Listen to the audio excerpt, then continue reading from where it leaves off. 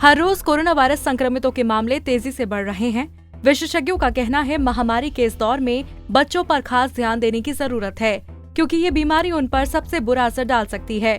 बच्चों में corona virus के प्रसार से जुड़े सवालों के बीच चिल्ड्रन नेशनल हॉस्पिटल के शोधकर्ताओं ने हाल ही में स्टडी की है, जिसमें उन्होंने पता लगाने की कोशिश की कि संक्रमण के बाद बच्चों के शरीर से वायरस कितने समय में खत्म होता है और उनके शरीर में वायरस को खत्म करने वाली एंटीबॉडीज कब बनती है।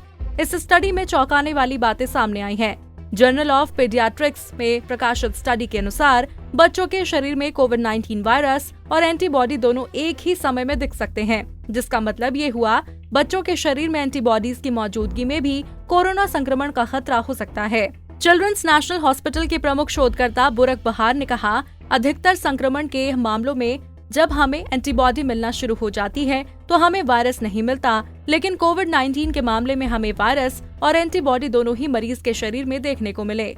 इसका मतलब है एंटीबॉडीज की मौजूदगी में भी बच्चों में वायरस का संक्रमण फैलने की पूरी आशंका है।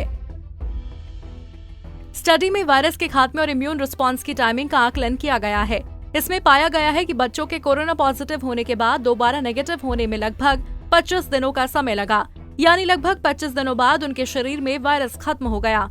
एक व्यक्ति को दोबारा वायरस के संक्रमण से संभावित रूप से बचाने में न्यूट्रलाइजिंग एंटीबॉडीज का महत्वपूर्ण योगदान रहता है। स्टडी के मुताबिक मरीजों के खून में एंटीबॉडीज बनने में लगभग 18 दिन का समय लगा, वहीं न्यूट्रलाइजिंग एंटीबॉडीज को पर्याप्त स्तर पर पहुंचने में 36 दिन लग गए। शोधकर्ताओं ने पाया कि 6 से 15 साल के मरीजों में वायरस का संक्रमण खत्म होने से ज्यादा समय लगा, जबकि 16 से 22 साल के मरीज जल्दी ठीक हुए। स्टडी में कुल 6,369 बच्चों का विश्लेषण किया गया जो SARS-CoV-2 वायरस से संक्रमित हुए थे।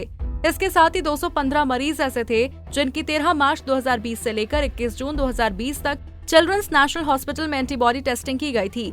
215 मरीजों में से 33 का इलाज के दौरान वायरस और एंटीबॉडीज दोनों की जांच की गई।